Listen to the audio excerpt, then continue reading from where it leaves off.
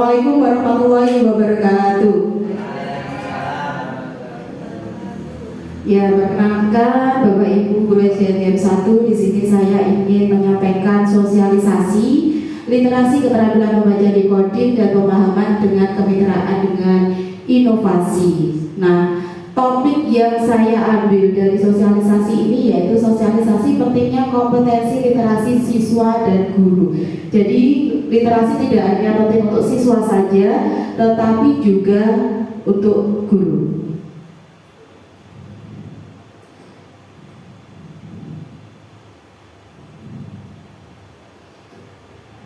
Bapak Ibu, tujuan dari saya sosialisasi yaitu latar belakangnya karena ada banyak sekali kegiatan literasi yang dapat kita lakukan di sekolah dan upaya meningkatkan kemampuan literasi peserta didik. Namun karena kita tidak melatih peserta didik untuk berpikir, menanggapi, menganalisis dan mengevaluasi bacaan dalam proses pembelajaran, kegiatan literasi yang semarak itu tidak akan berdampak jika kita tidak mempunyai pemahaman tentang literasi. Jadi untuk diharapkan guru juga harus mengerti pemahaman kompetensi literasi untuk siswa dan guru, sehingga siswa tidak hanya melakukan literasi pada mata pelajaran bahasa Indonesia saja, tetapi di semua bidang mata pelajaran yang kita sampaikan kepada siswa. Jadi latar belakang itu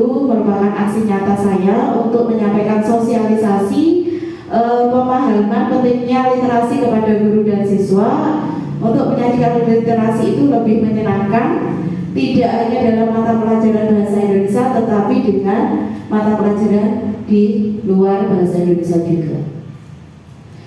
Materi yang pertama yaitu penguatan literasi. Nah, penguatan literasi ini ada di modul 1 pada aksi nyata literasi keterampilan decoding. Yang pertama adalah pengertian dari literasi. Literasi adalah kemampuan untuk mengenali, memahami, menafsirkan, menciptakan, mengkomputasi, dan mengkomunikasikan menggunakan simbol visual, auditori, digital, mengenai topik lintas disiplin dan keilmuan. Kegiatan literasi itu bisa berupa membaca, menulis, menyimak, memirsa, dan berbicara. Maka dari itu diperlukan strategi dalam membaca, memahami, menganalisis, serta mengevaluasi bacaan dengan pengelolaan kelas dan media pembelajaran yang baik sesuai dengan kebutuhan peserta didik. Jadi pertama kita harus mengetahui dulu kebutuhan siswa kita itu apa. Apakah mereka itu membutuhkan masih belum mengenal huruf, berarti kita sesuaikan dengan kebutuhan siswa. Mengapa kita harus melakukan kompetensi literasi? Kompetensi literasi itu ada pada peraturan Perdirjen GTK nomor 340 tahun 2022. Itu salah satunya yaitu kita sebagai pendidik juga harus meningkatkan kecakapan literasi. Maka dari itu pendidik harus memahami literasi secara mendalam, melaksanakan pembelajaran yang menguatkan kecakapan literasi siswa, dan turun aktif mengembangkan kecakapan literasi dalam diri. Jadi tidak hanya pada siswa aja kita ajak untuk berliterasi, kita ajak untuk menyimak, kita ajak untuk membaca, tetapi kita sebagai guru juga mempunyai kesadaran diri untuk berliterasi tanpa harus mendapatkan perintah dari orang lain. Gitu. Nah, apa yang harus kita pahami tentang literasi? Yang pertama yaitu melaksanakan pembelajaran yang menguatkan kecakapan literasi siswa. Jadi kita harus pintar-pintar mengolah pembelajaran itu dapat mengolah literasi atau kecakapan dari siswa. Bagaimana siswa itu biar bisa happy dalam berliterasi, itu kita sebagai guru harus bisa memvariasi pembelajaran. Yang kedua, mengembangkan kecakapan literasi diri. Jadi tidak hanya kita menyiapkan pembelajaran yang memuat literasi, tetapi sebagai guru kita harus belajar sepanjang hayat. Nah, untuk meningkatkan kecakapan literasi kita. Berikutnya yaitu kegiatan literasi dalam kurikulum merdeka. Minat dan kemampuan membaca peserta didik itu tidak bisa datang dengan sendirinya. Tapi kita sebagai pendidik harus menjaga atau menjadi kegiatan membaca menjadi kegiatan yang menarik dan menyenangkan. Bagaimana kita harus menyiapkan pembelajaran yang menyenangkan? Yang pertama yaitu bisa memberikan sebuah pertanyaan. Kita berikan siswa itu pertanyaan pemantik yang membuat mereka penasaran dengan kegiatan belajar yang akan kita sampaikan. Yang kedua yaitu meminta peserta didik untuk bergantian membaca. Kadang saat kita melakukan literasi, siswa itu ada terlihat kebosanan. Saat kita saja yang membaca gitu, siswa terlihat bosan. Bagaimana kita variasi dengan cara meminta siswa untuk bergantian membaca. Tuh. Yang ketiga, membaca cerita dengan intonasi dan ekspresi yang menarik. Jadi biasanya ini untuk membaca cerita ada di kelas bawah. Saat kita membacakan cerita, tidak hanya sekedar membaca saja, tetapi saat membaca kita harus sesuaikan intonasi dan juga ekspresi kita. Kalau cerita fabel tentang kancil dan buaya, ya kita membacanya mirip-mirip seperti suara kancil. Nah, agar apa? Agar mereka itu tertarik. Siswa itu tertarik dengan apa yang kita sampaikan, apa yang kita bacakan. Tuh. Yang terakhir yaitu memberikan bimbingan yang tepat. Nah, bimbingan yang tepat ini bagi siswa yang inklusi atau siswa yang mempunyai kebutuhan belajar literasi yang kurang. Misalnya, siswa itu belum bisa membaca, atau mungkin dia sudah mengenal huruf tetapi menyusun suku kata belum bisa, dan lain-lain. Itu kita berikan waktu kita minim 30 menit untuk memberikan bimbingan yang tepat untuk literasi tersebut. Nah, dalam literasi itu ada beberapa ragam kegiatan membaca. Bisa kita menggunakan pembelajaran dengan membaca nyaring atau membaca interaktif. Yang kedua bisa membaca bersama-sama dengan seluruh siswa. Yang ketiga bisa membaca terbimbing dengan bantuan oleh guru sebagai fasilitatornya. Yang keempat bisa membaca mandiri dengan membaca secara dalam hati. Nah, kita ke modul yang kedua, yaitu pembelajaran terdiferensiasi dengan decoding. Nah, apa yang dimaksud dengan decoding? Bapak Ibu mungkin bisa pernah melihat simbol atau sebutan decoding itu pada beberapa materi. Nah, decoding itu adalah pengaplikasian pengetahuan tentang hubungan huruf, bunyi huruf, serta pola huruf-huruf untuk menghafalkan kata-kata tertulis. Jadi kata-kata tertulis itu bisa disampaikan lewat decoding itu. Dan marilah kita belajar pembelajaran yang terdiferensiasi decoding. Nah, pembelajaran yang terdiferensiasi di decoding kita harus mengerti dulu, ya. Siswa kita itu kemampuannya kan berbeda-beda. Ada yang sudah lancar membaca, ada yang masih belum mengenal huruf, ada yang sudah mengenal huruf tetapi belum bisa menyusun suku kata, ada yang sudah bisa menyusun suku kata tapi belum bisa membuat kalimat. Nah, itu kita beda-bedakan siswa kita itu sesuai dengan kemampuannya. Di sini ada 4 kelompok, yaitu penguasaan huruf, kelompok penguasaan suku kata, dan kelompok penguasaan kata dan juga membaca lancar. Jadi kita bagi-bagi. Oh, jadi kemampuannya dia termasuk pengenalan huruf. Biasanya di kelas 1 ada Bu Mary? Kelas 1, kira-kira ada berapa siswa yang merupakan kelompok huruf di kelas 1? Belum, berarti dia belum mengenal huruf. Belum semua. Oh, berarti ada 5 siswa yang menjadi PR-nya Bu Mary untuk dikelompokkan menjadi kelompok penguasaan huruf. Ya, oke. Untuk suku kata kira-kira ada nggak Bu Mary? 5 anak itu, berarti dia sudah bisa menyusun suku kata 4 huruf. Berarti dia belum bisa membuat kata ya, kata yang ada akhiran gitu ya, belum bisa. Untuk kelas 4 sepertinya ada ya Bu Alis? Kelas 4 ada. Itu tarafnya kelompok mana kalau yoga dan novita itu? Berarti kelompok penguasaan kata, ya. Baik. Untuk kelas lain mungkin kelas 3 ada? Kelompok. Tapi sekarang sudah mulai membentuk kelompok penguasaan kata.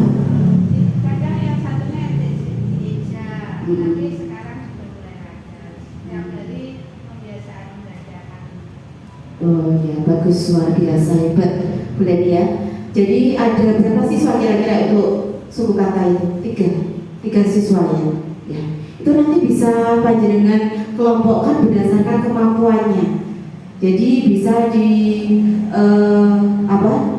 bisa dimasukkan kelompok itu lalu ditambahi bimbingan seperti itu, tambah bimbingan. Nah, kita lanjutkan Bapak Ibu untuk pembelajaran terdiferensi dengan dikodik kelompok penguasaan huruf. Nah, di kelompok penguasaan huruf ini, guru membimbing siswa untuk mengenali huruf dan membunyikannya melalui berbagai kegiatan.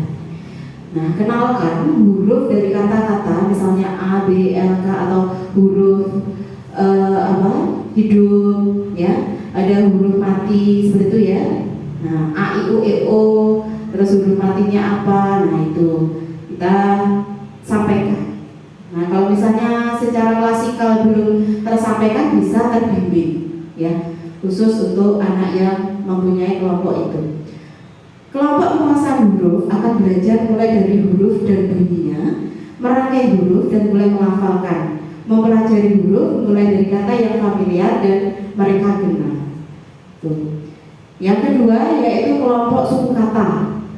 Kelompok suku kata, di situ guru membimbing murid untuk merangkai huruf sehingga bentuk suku katanya menjadi sebuah kata. Peserta didik mengatasi kesulitan dalam memenggal suku kata, misalnya yang sudah disampaikan Bu Leni tadi ya, ba, bi, bu, tapi belum bisa paten-paten seperti itu Nah, sebagai permulaan, peserta didik dapat merangkai 2 huruf menjadi 1 kata. Jika sudah menguasainya, guru dapat menambahkan tantangan, misalnya merangkai 3 huruf. Sudah Nah, mulai itu. Nah, itu untuk kelompok suku kata akan belajar merangkai suku kata dan membuat kata yang familiar. Kita buat saja kalimat atau katanya itu sesuai dengan kesehariannya siswa. Misalnya masak, maem. Nah, jadi makan dan lain-lain ya. Jadi sesuai dengan bahasanya dia sehari-hari, itu lebih mengena. Ya. Selanjutnya yaitu kelompok penguasaan kelompok kata. Nah, dalam hal ini si murid memahami makna kata, berlatih memahami bahwa kalimat adalah serangkaian kata bermakna yang memiliki struktur. Berarti di sini nanti siswa sudah mengenal subjek, predikat, objek dan keterangan. Jadi struktur kata sudah mengetahui. Memahami makna kata, memahami bahwa kalimat adalah serangkaian kata yang bermakna dan memiliki struktur. Ini sudah ke penguasaan kelompok kata. Nah, yang terakhir adalah membaca lancar. Nah, membaca lancar ini sudah tarafnya dia sudah bisa kita lepas untuk membaca mandiri. Peserta didik berlatih membaca dengan lancar, yaitu dengan kecepatan yang sesuai. Tapi untuk peserta didik perlu berlatih membaca sesuai kata dengan tepat, menggunakan tanda baca yang tepat, dan juga membaca secara otomatis menggunakan intonasi yang tepat. Kadang siswa itu sudah membaca, bisa membaca, tetapi intonasi antara koma, titik itu belum tahu bablas. Nah, itu berarti dia masuk ke kelompok membaca ini. Kita bisa mengajarkan intonasinya. Misalnya kalau koma berarti intonasinya seperti ini. Kalau titik berarti berhenti sejenak. Nah, itu intonasinya.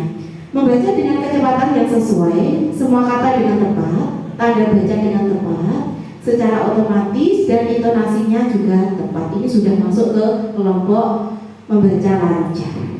Nah, sekarang kita ke cara mengenali kemampuan peserta didik memahami bacaan.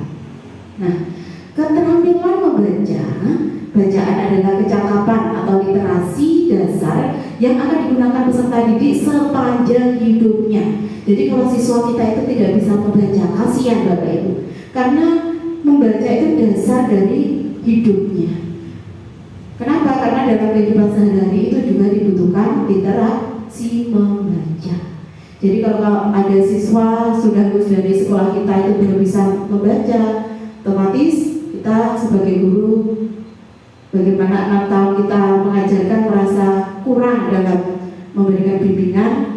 Kalau bisa lulus dari SDM 1 semua sudah lancar membaca, gitu ya. Keterampilan memahami bacaan perlu diajarkan secara eksplisit dan sistematis. Nah, bagaimana cara kemampuan peserta didik mengenali kemampuan peserta didik memahami bacaan? Yaitu dengan melakukan asesmen awal pembelajaran literasi, bisa menggunakan tipe EGRA maupun praktek yang sudah pernah kita praktekkan. Jadi sebelum kita di awal pembelajaran atau awal tahun pelajaran itu kita wajib Bapak Ibu sebenarnya memberikan asesmen awal pembelajaran literasi dan numerasi. Kalau literasi kita harus tahu, siswa kita coba tes satu persatu apakah dia itu termasuk kelompok kata, huruf, suku kata, atau kalimat, atau dia termasuk kelompok membaca lancar. Nah, dari hasil asesmen awal tersebut kita bisa memberikan pembelajaran terdiferensiasi kepada siswa tersebut. Karena kalau siswa itu tidak atau belum bisa membaca, otomatis dia tidak akan bisa ikut dengan siswa yang lancar membaca, kasihan. Jadi kita perlu asesmen awal literasi ini untuk mengetahui kemampuan dasar peserta didik kita dulu. Kalau kita sudah tahu, oh jadi mampunya segini, nah kita lanjut ke merencanakan pembelajaran yang sesuai dengan kemampuan peserta didik. Berikutnya, cara mengenali kemampuan peserta didik memahami bacaan. Nah, itu tadi sudah saya sampaikan, kita bisa melakukan asesmen awal pembelajaran literasi. Bapak Ibu bisa cari, ya, bisa pakai Pratam, bisa juga pakai EGRA, tergantung dari kemampuan siswa, gitu ya. Oke, selanjutnya keterampilan menyimak. Kemampuan menyimak itu berkembang jauh lebih awal dibandingkan keterampilan membaca. Ternyata kita sebagai manusia itu, ya, pertama memperoleh kemampuan itu adalah mendengarkan bunyi-bunyi yang berasal semenjak bayi. Jadi kemampuan menyimak kita itu sebenarnya sudah dari awal kita lahir. Itu yang pertama sebelum membaca adalah kemampuan menyimak, mendengarkan apa yang disampaikan orang di sekitar kita. Itu yang menjadi dasar pertama. Jadi perkembangan kosakata itu ada beberapa perkembangan. Yang pertama adalah menyimak. Dasar kita, ya, sebelum kita bisa berbicara, itu kita mendengar kosakata. Jadi apa yang kita dengar itu otomatis akan terbawa ke kosakata yang kita baca atau kosakata yang kita sampaikan, seperti itu. Pertama menyimak, yang kedua berbicara. Kalau sudah bisa menyimak, berarti mulai belajar berbicara, seperti tahapan manusia. Yang ketiga membaca. Sudah bisa berbicara, belum tentu bisa membaca. Benar? Iya. Jadi setelah bisa berbicara, belajar membaca. Terakhir menulis. Kalau sudah terbiasa membaca, banyak yang dibaca, otomatis bendahara kosakatanya itu lebih banyak. Pembendaharaan bahasanya, kosakatanya lebih banyak. Otomatis kalau dia sudah banyak kosakata, dia punya keinginan untuk menulis dan lahir sebagai penulis. Seperti itu. Cara untuk meningkatkan kemampuan menyimak, untuk meningkatkan pemahaman terhadap bacaan, yaitu salah satunya dengan membacakan yang dipakai murid. Nah, saat kita membacakan sesuatu, mungkin siswa kita tidak tahu atau tidak paham atas apa yang kita baca. Kita membacanya menggunakan bahasa Indonesia. Tapi dalam kesehariannya siswa kita itu menggunakan bahasa ibunya, yaitu bahasa Jawa. Jawa moko bisa. Ya. Nah, kita bagaimana seorang guru? Ya harus menyampaikan sesuai dengan kemampuan siswa. Kalau misalnya kita sampaikan dengan bahasa Indonesia, dia tidak bisa. Kita sampaikan dengan bahasanya sehari-hari. Asalkan apa yang kita sampaikan itu bisa mengena kepada siswa. Selanjutnya yaitu pemahaman literasi dan inferensial. Pemahaman literal adalah kemampuan memahami informasi yang dinyatakan secara eksplisit dalam teks. Contohnya, pertanyaan literal itu apa warna baju anak perempuan itu? Benda apa yang ada di mulut anak perempuan itu? Nah, itu termasuk pemahaman literal atau pemahaman secara eksplisit tertulis yang ada di teks. Berikutnya yaitu pemahaman inferensial, adalah kemampuan memahami informasi yang dinyatakan secara tidak langsung atau tersirat dalam teks. Contohnya, mengapa anak perempuan tersebut memegang kepalanya? Menurutmu apa yang dirasakan anak perempuan itu? Nah, itu salah satu pertanyaan adalah pertanyaan literal. Nah, pada jenjang yang lebih tinggi, peserta didik akan menghadapi bacaan yang lebih kompleks. Jadi untuk itu keterampilan memahami bacaan perlu diajarkan secara eksplisit dan sistematis. Jadi kalau siswa kita sudah bisa membaca lancar, selanjutnya kita arahkan mereka untuk membuat tulisan sebuah karya. Biasanya tidak hanya di kelas tinggi saja ya, kelas rendah juga bisa. Ya, membuat cerita pendek. Nah, itu sudah masuknya ke tahap menulis. Kalau hari Sabtu itu kan Ya. Saya suruh datang kemarin hari Sabtu Menceritakan kegiatan sehari-hari. Nah, luar biasa.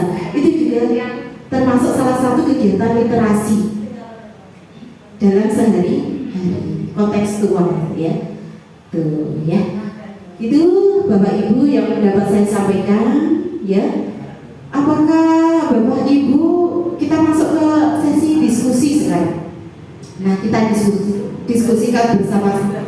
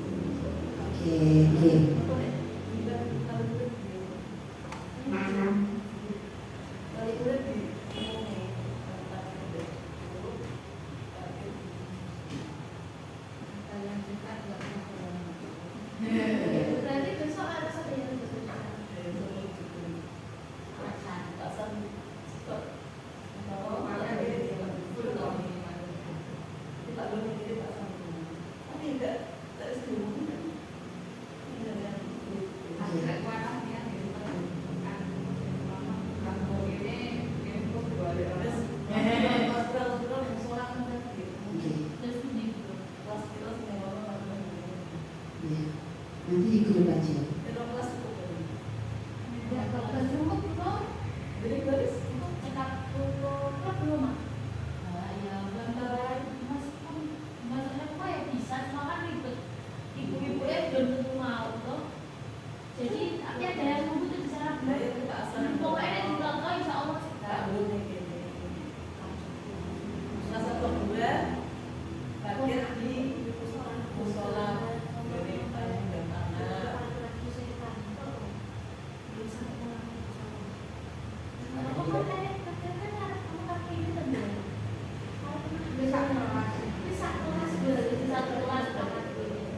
Oke, selamat gini.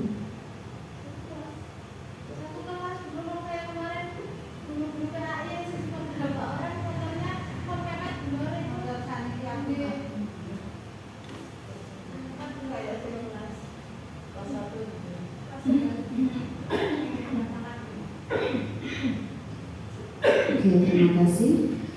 Untuk berikutnya yaitu sesi diskusi. Bapak Ibu, apa yang sudah saya sampaikan tadi, silakan diberikan umpan baliknya.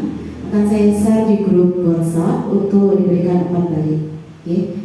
Untuk acara berikutnya kita diskusi dulu. Diskusi tentang literasi. Kemarin sudah saya berikan PR ya, literasi sama numerasi. Numerasi kita kira-kira program apa yang bisa kita sampaikan kepada siswa. Oh ya, di topik PNN numerasi itu ada, kita disuruh mengajar dengan numerasinya itu bersifat kontekstual. Jadi kalau misalnya kita mengajarkan geometri itu dengan permainan engklek atau gejlik itu loh Bu.